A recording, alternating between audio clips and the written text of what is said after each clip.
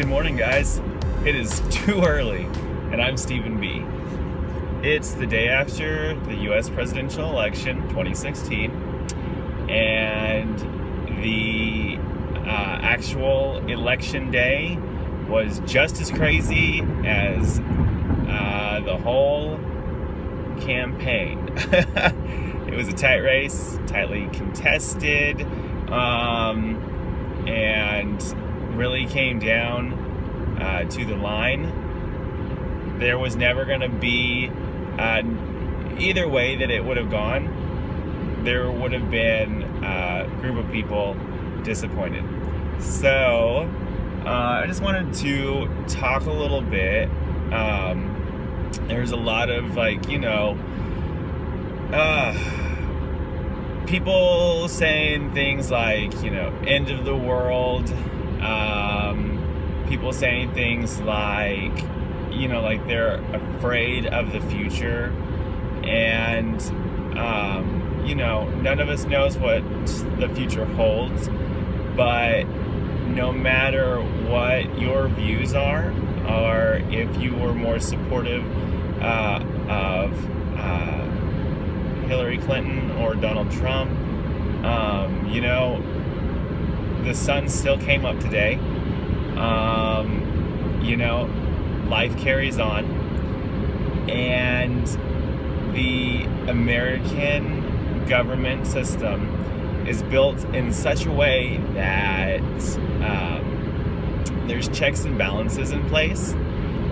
I know the U.S. president always gets a lot of attention, and U.S. presidential elections always get a lot of attention, but the president does not have all the power. The president does not have as much power, honestly, as you might suppose. So, there is a Congress in place made up of representatives from across the United States, which is supposed to, of course, represent the views of you and I, and the views, from around the country. Because America is so big, so, there's people of all walks of life and all beliefs and all political viewpoints. And so that's having that Congress in place. That's where a lot of the decision making is done. And then there's also the judicial branch, of course, with the courts and judges. And this is in place to also help with the sort of check and balance system. All of these pieces work together to get business done in Washington. And this is how the American government system is set up. So, just because a president is elected that does not encompass their views, or that does not seem to represent where you stand, they're not the only ones making decisions for the country or for the world. So this is great. This is a great thing to remember. And the American government is also set up every 4 years. We have another election. And, if we don't like where the country, what's been going on, that president can be kicked out, another one put in that better represents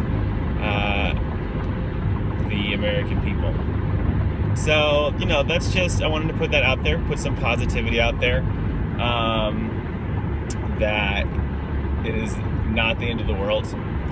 And we are going to be discussing the presidential election and the future of America and the world more in depth in the Oral Emissions podcast this weekend.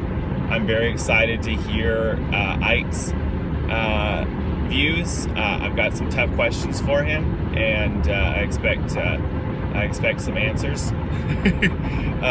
And it's going to be great. Always, Ethan will be back, and he always brings a good moderate view to the discussion. So anyways, everybody have a great day. Enjoy the sunshine. Have some coffee or whatever your comfort beverage is of choice. And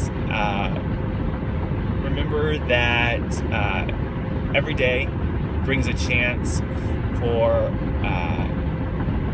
new beginnings, and that each of us has a responsibility to do the best we can in our community and be the change that you want to see in the world. Bye. Hey, I forgot real quick. I want to plug the Truth Exposed podcast on SoundCloud.com.